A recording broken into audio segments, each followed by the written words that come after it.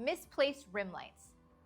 Typically, you want your rim lights to illuminate the sides of the jawline or the edges of the hair, but sometimes a rim light might miss. Basically, it hits other areas in the face.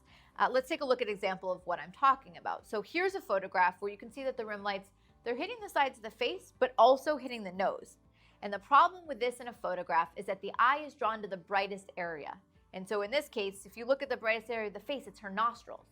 And then the highlights on the side of her jawline, they're really wide, so what it does is it makes her face look broader. Neither of these things are flattering.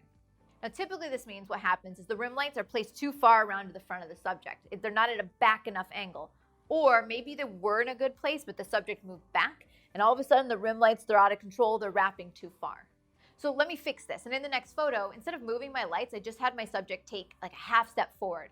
And now that highlight's not in the nose anymore. I think this is much more flattering because now you're looking at the eyes instead of the nostrils. So you can move your lights or move your subject. Overexposed rim lights. Sometimes the highlights on the side of the face or the hair become so bright that you totally lose detail. Now, these overexposed highlights often become distracting, and it's usually a sign of kind of an amateur mistake because you lost control. So here's an example of that problem in action. She has nice, bright highlights on the side of her face, but they're too bright. They're so bright that they're pure white. I've lost detail, and that usually becomes a problem. So I need to fix this problem by changing the power of the light. So in the next shot, I turn them down to less than half of their power, and now they're much more subtle. It still defines the jawline, but they're not distracting.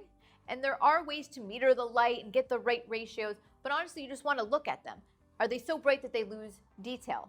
Are they getting too much attention? For example, if you're meant to be looking at the center of the face and all you see is the bright highlights on the side of the face, it's probably not a good thing.